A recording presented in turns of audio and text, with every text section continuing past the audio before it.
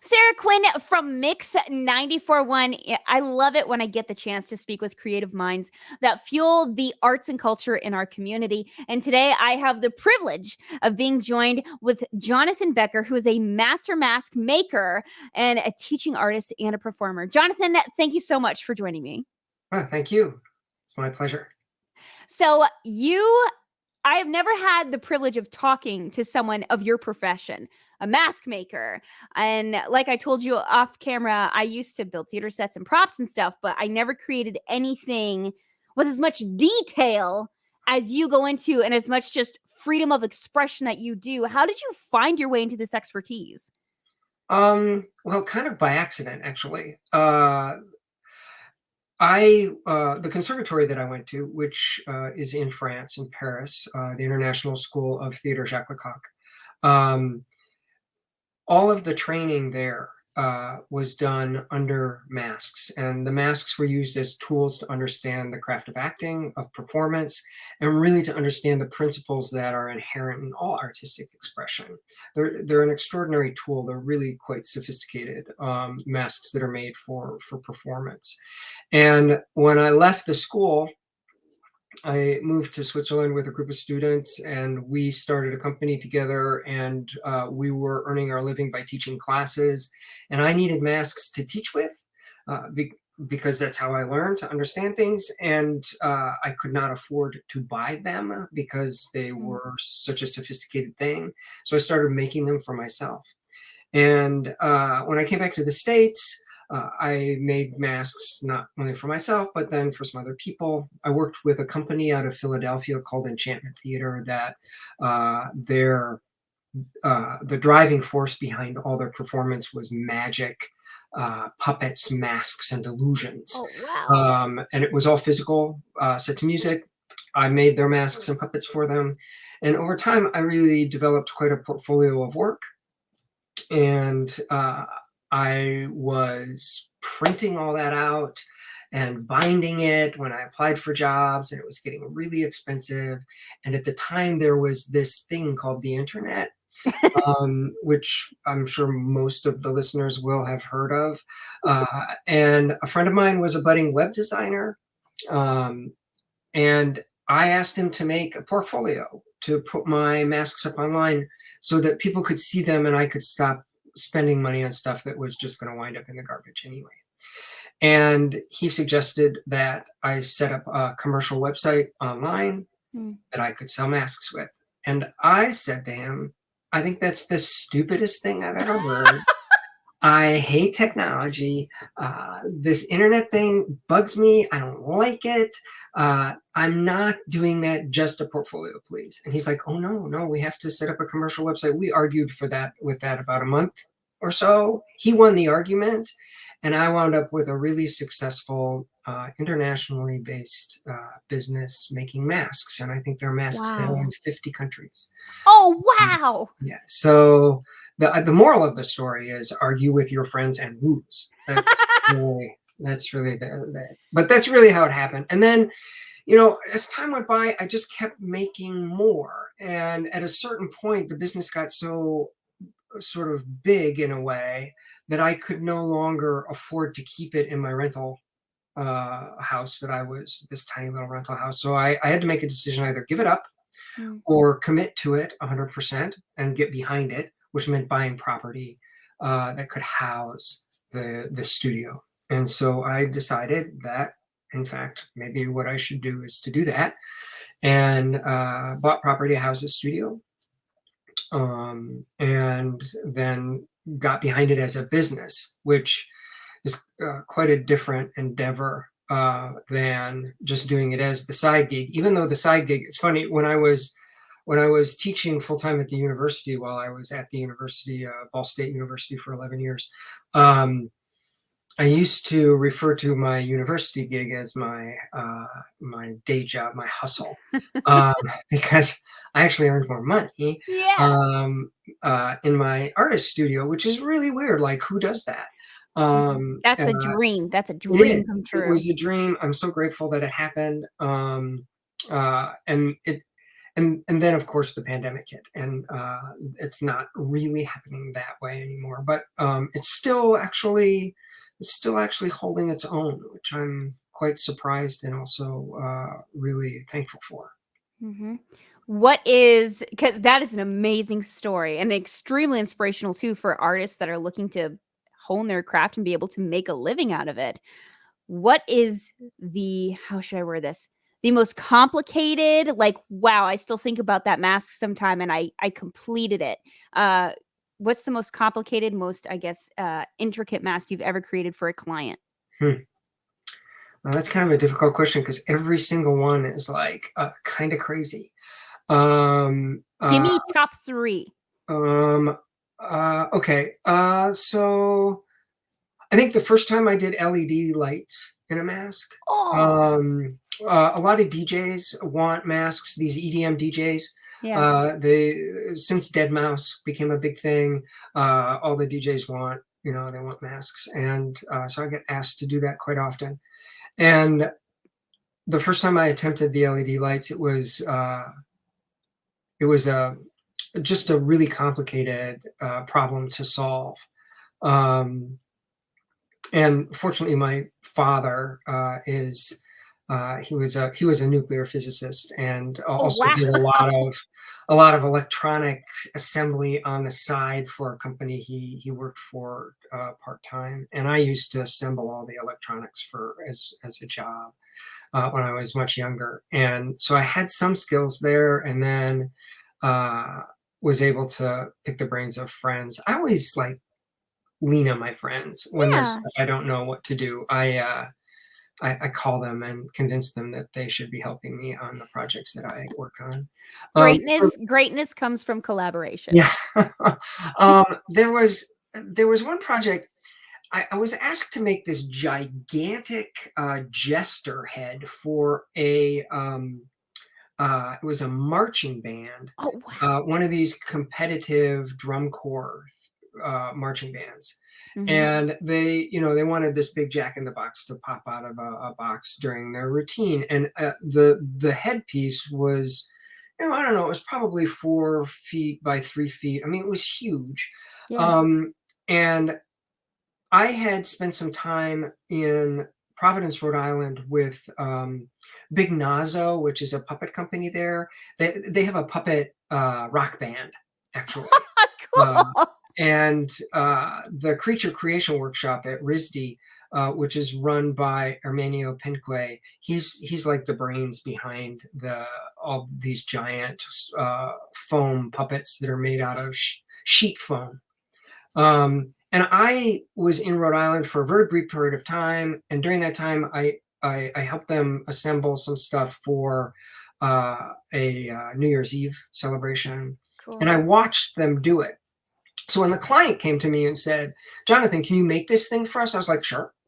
Because I always say yes, even though I've got no idea what it is that I'm doing or how it's going to happen. And then I have to figure it out. And one of the things that made this so complicated for me anyway was it was so out of my wheelhouse that I couldn't start on it. I was really afraid to start because I didn't want it to fail. Mm. And so I really procrastinated it for a really long time and almost called the client and said, "Listen, I've got to give your deposit back. I can't do this project." And then I just went in the studio and I was like, "All right," and I started it. And once you start something, usually it figures itself out. That's Mhm. the way it is for me.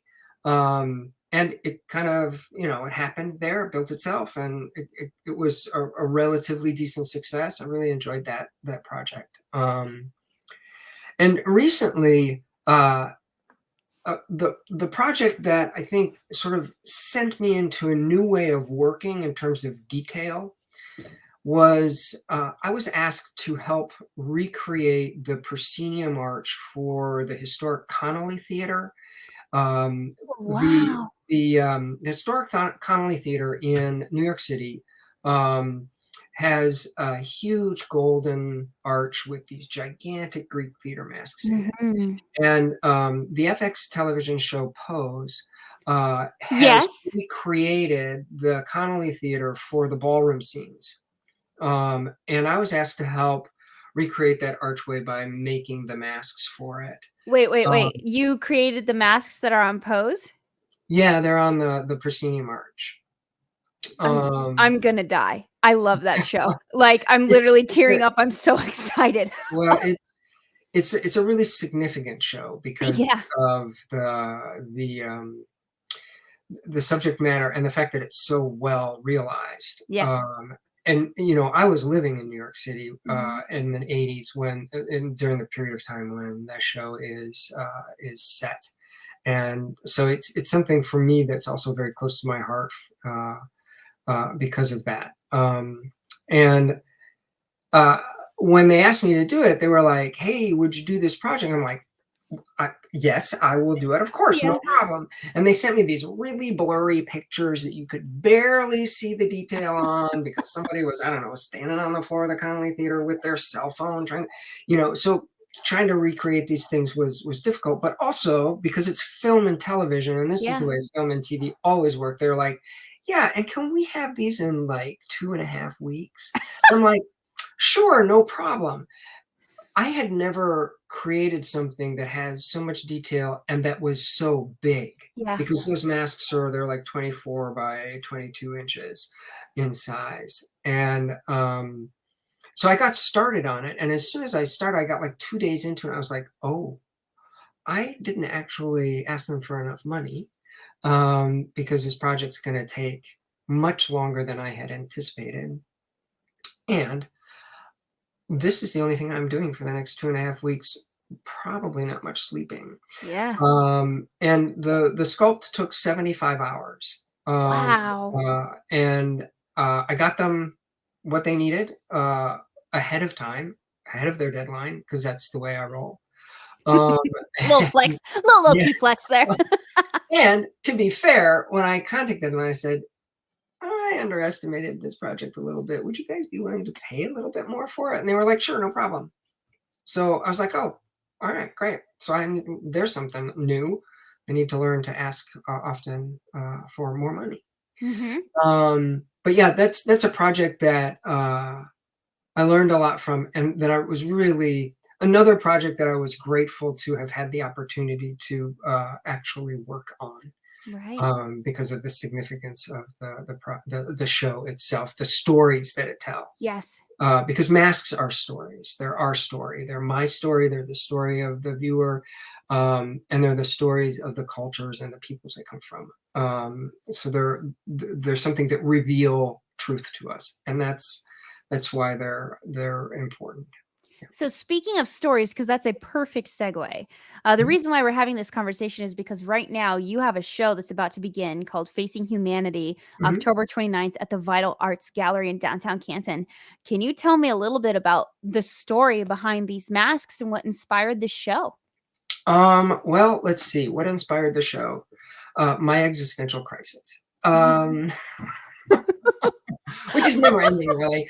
Uh, um, the so much has gone into this show. The last 6 months of my life have been dedicated almost full time to the creation of the pieces for this project. Mm. Uh, One of the things that happened during the pandemic, aside from my losing my home and my creative spaces and having Mm. to move to a different state, um, and during that move, I disposed of close to 300 plaster molds that I'd created in Oh, over a 30-year period of time just because I couldn't move everything. right. And there were over 500 molds associated with the studio at that point. And during that period of time, the sort of the downtime, the decision-making time, trying to figure out, okay, well, the entertainment industry is not coming back anytime Right. soon.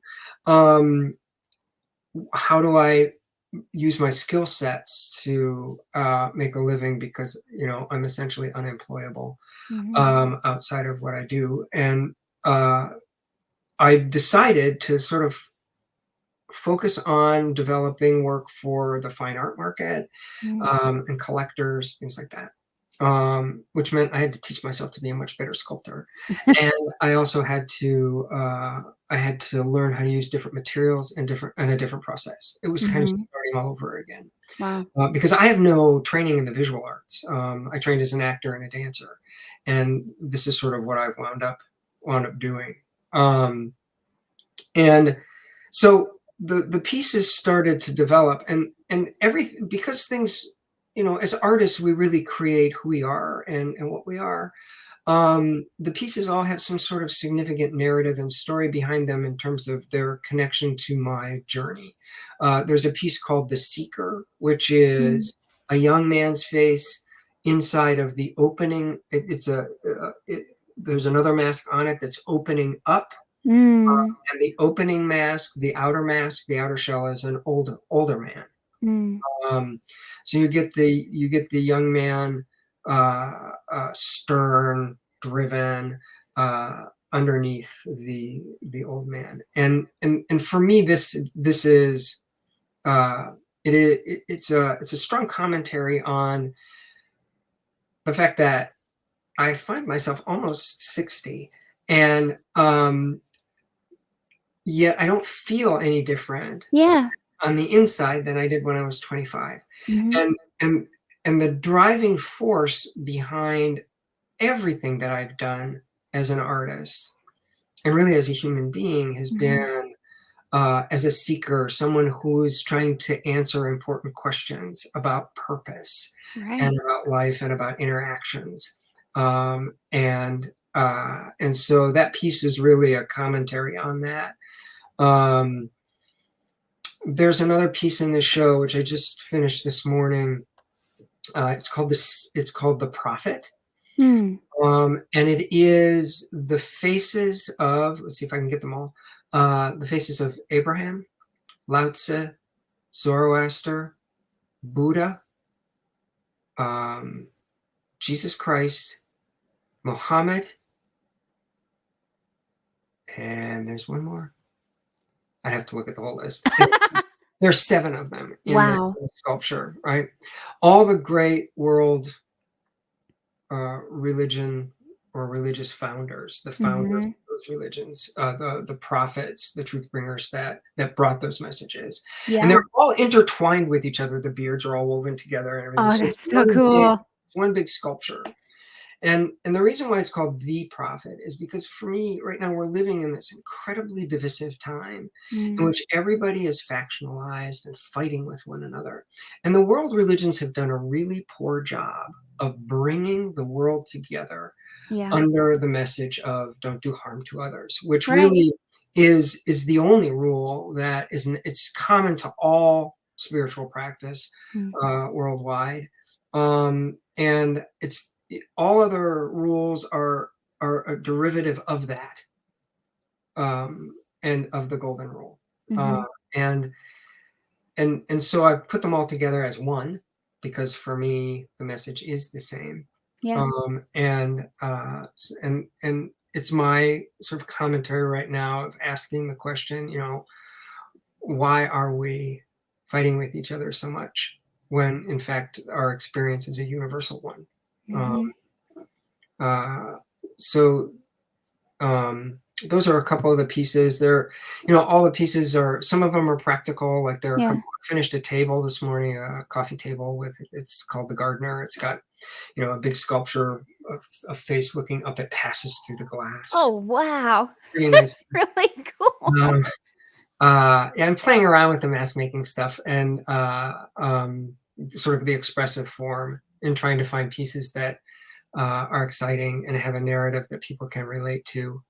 Um, yeah, the show is about a transition. It's Mm. about it's about the present now, um, uh, and of course facing humanity. Mhm.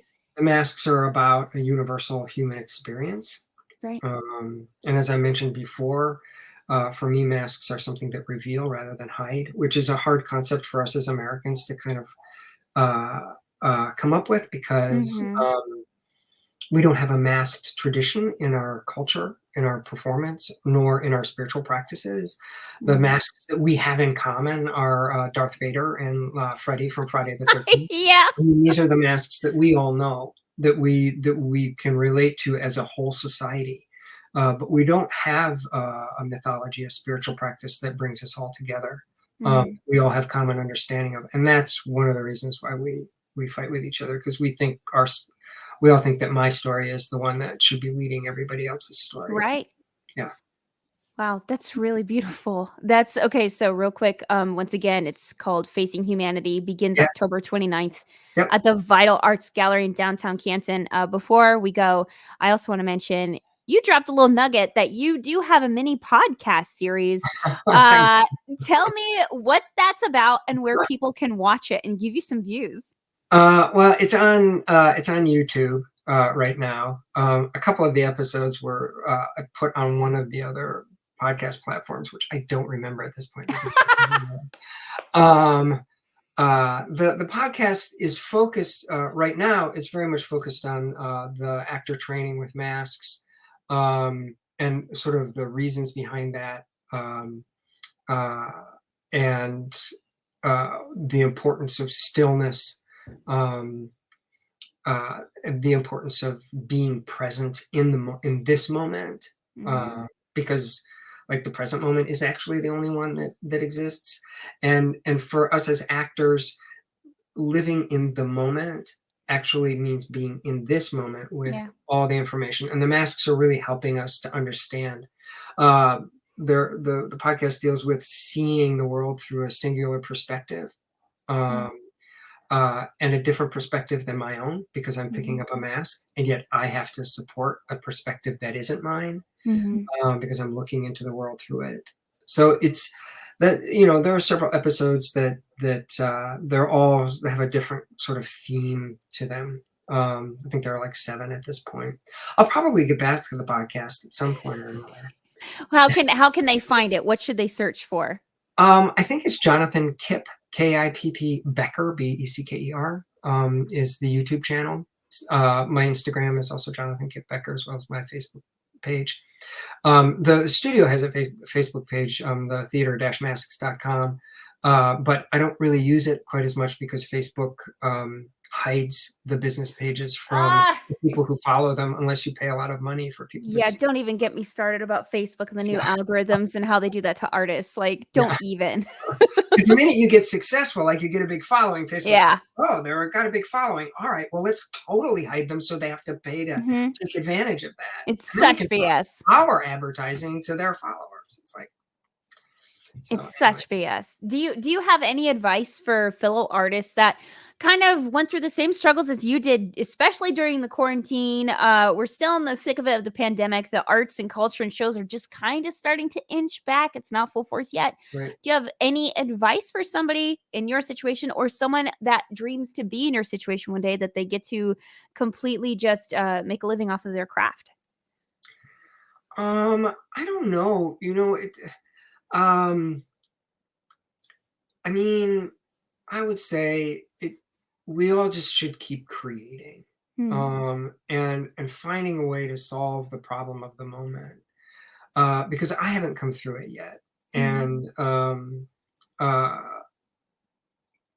the struggle, the hustle to survive and to earn a living full time as a practitioner, as an artist, is a significant one without the pandemic. Yeah. And with the pandemic, it's really, one does have to focus on the now, because you look into the future, you don't really see yourself in it, because sadly, now, trigger warning, everybody, I'm going to say something political: get vaccinated. Because there are a lot of people who rely on the ability of everybody to feel comfortable and safe coming together in groups. And that's not going to happen again until the pandemic is over, and it will never end if we don't get the vaccinations. Right. We'll just get one variant after another, after another, after another. And I grew up in a house with 2 really significant and reputable scientists. And so, I actually think science has something to offer us. And Absolutely. this is a time that it does, where it actually science and the arts should partner now. There's a thing called STEAM that they're actually teaching in schools now, which is science, technology, engineering, arts, and mechanical. So Yeah, you're not exactly. wrong. Yeah, I don't know what advice I have. Like, lean on your friends, stay in contact, reach out to people. I mean, one of the things that carried me through the transition time of like, because there was a long period of time where I wasn't quite sure where I'd even have a studio space. I had to decide to get rid of the old studio before I had a place to go. Yeah. And I had people from all over the world randomly calling me, sending me emails. Aw. And that really, that kept me going. Yeah. So uh, you know, I say support your colleagues, get together with them, drink lots of wine. Um, Absolutely. uh, yeah, I I don't really have any advice because I don't feel like I've I think that was a successfully lot navigated of good. it. I think that's a lot of good advice, actually. Because we'll see what happens. I mean, this show is going to open at Vital Arts, and uh, the the reality is, it's the first step on a very Hmm. long and tall staircase to trying to figure out how to generate income. Because Right. the reality is, if every single piece in the gallery show sold, I still would not even come close to breaking even Wow. on the financial investment that went into creating this show, because of the new materials, the new processes, the learning curve, the fact that I've got 6 months of my time invested in it. Yeah. Um, uh, and the gallery gets a significant percentage of Hmm. every sale, because the galleries have to survive also. Right. And I think people don't always realize, when they look at the cost of a sculpture or a painting, they're like, "Oh, why so expensive? I never paid that much." And you're like, "Well, Well, uh, uh, there are two business entities here that are having to survive off this sale: the gallery and the artist, and both are putting out quite a bit of resources and effort hmm to make the show happen. So it's um, yeah, so it's a first step, and I hope people are in enjoy and are inspired by the work. hmm Obviously, that's the reason we create it, but it would be nice to sell something. you So know, everybody, if you're coming to the exhibition, bring all your money. just in a big old bag with a dollar sign on it. That's right. Now, if people, you better make it to the show, but if you're not able to, how can they get in touch with you to buy things and to look at your works of art? You said you have an Instagram and a website. Can Yeah. you just plug that again? Yeah, the website is theater-masks.com. Or you could just Google Jonathan Becker masks and you'll find it. Is Uh, theater spelled ER or RE? Um, Either or will get you there. Awesome. I own the when you get to the site, you'll see it spelled ER, but Okay. I own both domain names, and there's a mirror site running in the background that redirects all the traffic to this other site. When you get there, just, FYI, you'll be on the old site. The new site should be coming live in the next month or so. And the new Awesome. site will have the fine art stuff in it. The old Mm, site doesn't have that yet. mm. Um, and it's still sitting on a design template that we used 20 years ago. So it looks a little dated. Um, It'll get there. yeah, yeah, the new site really looks great. I really hope it gets finished soon. So the theater-mask.com is the website. Jonathan Kip Becker, Kipp, Jonathan AN, will get you access to the Instagram, Facebook, I think YouTube, Vimeo. There's a Vimeo channel also. I'm on LinkedIn as well. And theater-mask.com has a significant Pinterest page. I'm not on Twitter. People tell me I should be, Eh, but eh, I can't really bring myself to be part of something that has twit in the title. don't. Um, Like, it's Twitter just sucks your soul. I'm only on it because I have to be. Like, okay. let's be honest. Well, and also it's not, I it's just I never explored it. And the social media thing is so consuming anyway for Mm, us as small business owners and artists that, uh, you know, there's only so many platforms to focus on. right. And now there's TikTok, which, I know some artists are using it quite successfully. And I'm like, Yeah. all right, well, if I have time to figure out what that's about, I'll do it. I feel like, an old fogey at this point because TikTok's now what, 2 or 3 years like It old. is. And Yeah. it's taking over the world. And if you're not with TikTok, you're like an old fogey. And I'm like, well, I kind of am. Well, Jonathan, thank you so much. Yeah. Once again, the show begins October 29th, Facing Humanity. It's at the Vital Arts Gallery in downtown Canton. Jonathan, thank you. Yeah, you're welcome. Thank you.